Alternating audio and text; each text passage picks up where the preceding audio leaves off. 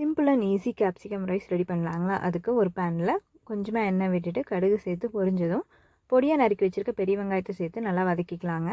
இது கூடவே ஒரு பழுத்து தக்காளி எடுத்து கட் பண்ணி வச்சுருக்கேன், அதையும் சேர்த்துட்டு நல்லா வதக்கி விட்டுக்கலாங்க.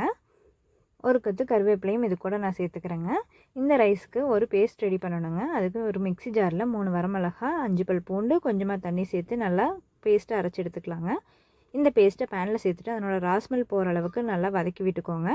இது கூடவே கொஞ்சமாக மஞ்சள் தூள், 1/2 டீஸ்பூன் ஜீரகத்தூள், 1/4 டீஸ்பூன் கரம் மசாலா சேர்த்துட்டு நல்லா வதக்கி எடுத்துக்கலாங்க. பொடியாக நறுக்கி வச்சுருக்க கேப்சிகம், அது கூடவே தேவையான அளவு உப்பு சேர்த்துட்டு நல்லா வதக்கிக்கோங்க. நான் 1 கப் சாதம் எடுத்து வச்சுருக்கேன், அதையும் இதில் சேர்த்துட்டு நல்லா கலந்து எடுத்துக்கலாங்க. அவ்வளோதாங்க, சிம்பிள் அண்ட் ஈஸியான கேப்சிகம் ரைஸ் ரெடி. கிட்ஸுக்கு லஞ்ச் பாக்ஸுக்கு இது செமையாக இருக்கும். கண்டிப்பாக ட்ரை பண்ணி பாருங்கள். என் வீடியோஸ் பிடிச்சிருந்தால் லைக் பண்ணுங்கள், ஷேர் பண்ணுங்கள், சப்ஸ்கிரைப் பண்ணுங்கள்.